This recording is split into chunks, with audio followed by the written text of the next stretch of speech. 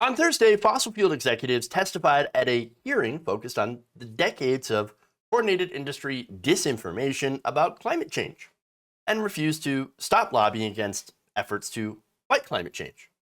So obviously, it didn't go well.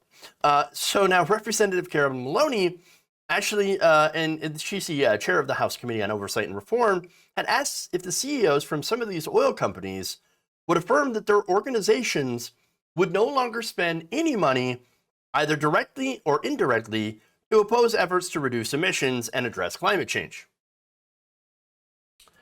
Well, and so I'll get to their answer, but the event included testimony from four industry executives: ExxonMobil CEO Darren Woods, BP America CEO David Lawler, Chevron CEO Michael Wirth, Shell Oil President Gretchen Watkins, and leaders from industry trade groups, the American Petroleum Institute, President Mike Summers, and the U.S. Chamber of Commerce President and CEO Suzanne Clark. So now, I think you can probably guess what their answer was, okay? Their answer was a gigantic no, a hell no. Why?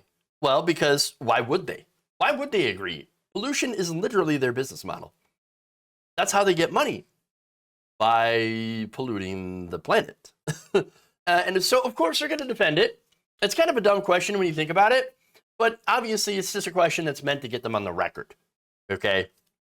But again, these companies, these executives, they're going to defend this. Their jobs are literally on the line.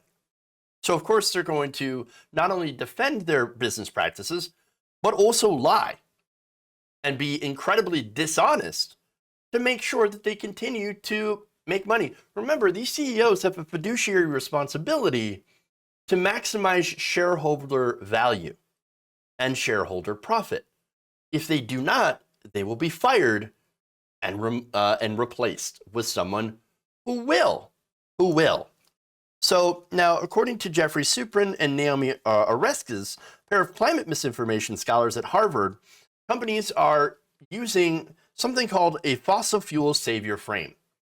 So this is how they're framing their arguments, okay? So this framework downplays the reality and seriousness of climate change.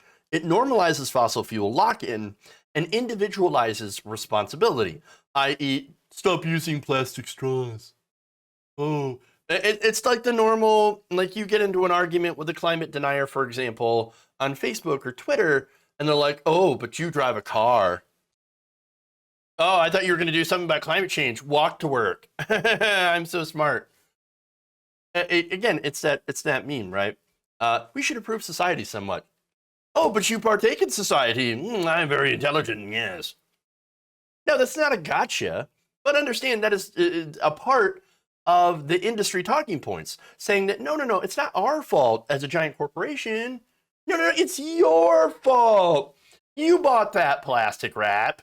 You drove your car down the street. That's your fault. No. In reality, if these giant corporations actually took climate change seriously and changed their business models and changed what energy they actually put out and how they get that energy from, for example, like solar, wind, etc., and supply that energy, and also use more, renewable materials, then consumer choices, well, obviously consumers would choose those things because that's what would be available and it would be more sustainable.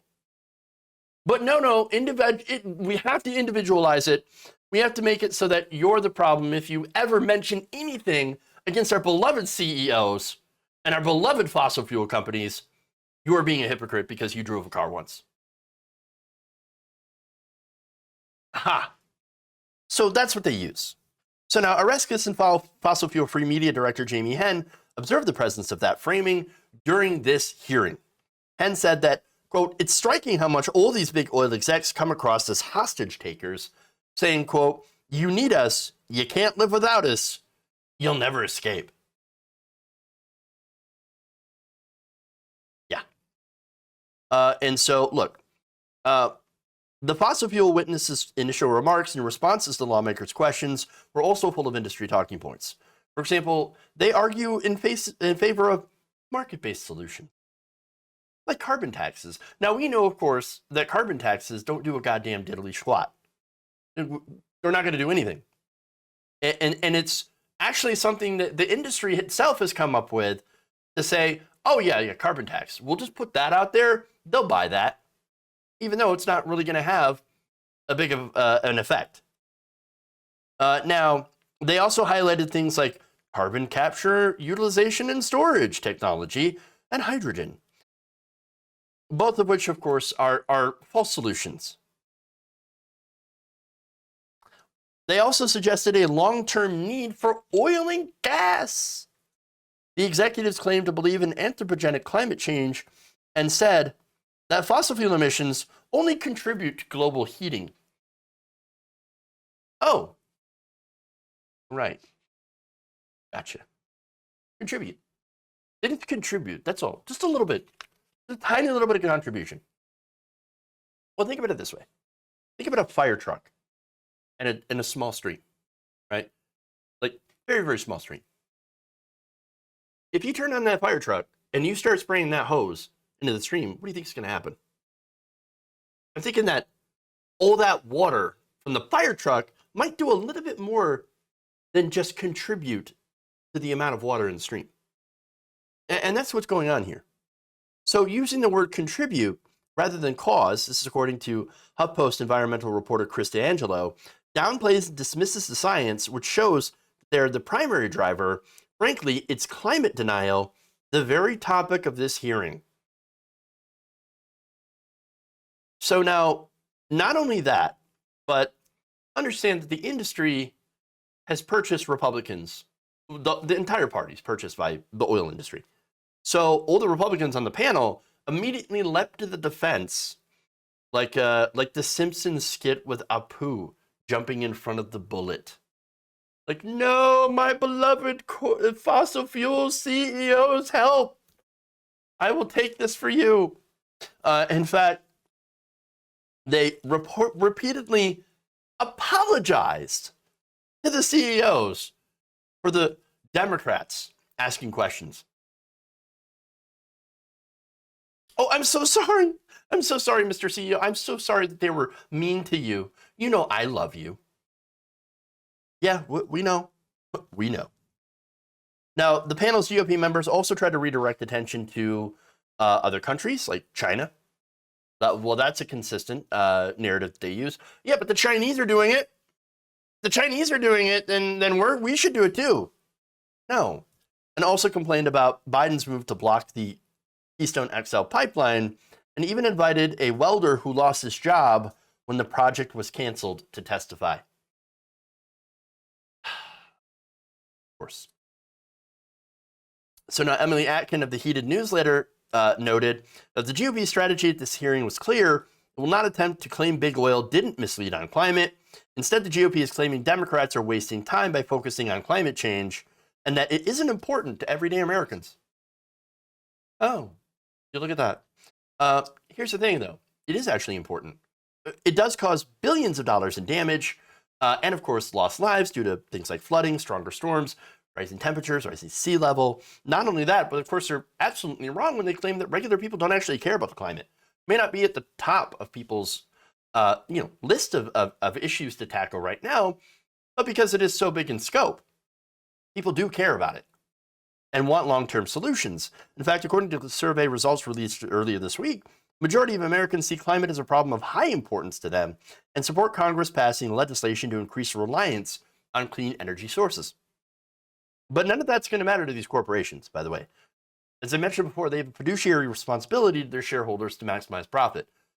That's the entire point of a corporation, which is why they have to be regulated. Now, unfortunately, we have a Congress that is completely bought out, essentially, by fossil fuels, the entire Republican Party, and many corporate Democrats. And I can name a couple of them. Joe Manchin, the most obvious example of somebody who works for the fossil fuel industry because he has investments in coal. He is a literal coal baron. And then, of course, you have people like Henry Cuellar, who's one of the most top-paid Democrats by the oil and gas industry. And many others, by the way, who also receive a lot of money that are not going to do anything about climate change. And so understand we can't exactly rely on Congress passing legislation at this point. I think there has to be much, much more outside pressure, a national climate march, national climate movement that exists outside of electoral politics. Because we know Congress isn't going to do anything, so it looks like we're going to have to take matters into our own hands, because unless we do something, these companies will lead us to climate destruction, all in order to, do everything they can, get short-term profits. If you enjoyed this video, please give us a like and share with your friends. You can subscribe and help out the channel by becoming a patron. It's patreon.com/Jeff Waldorf, or you can become a channel member as well by hitting the join button below.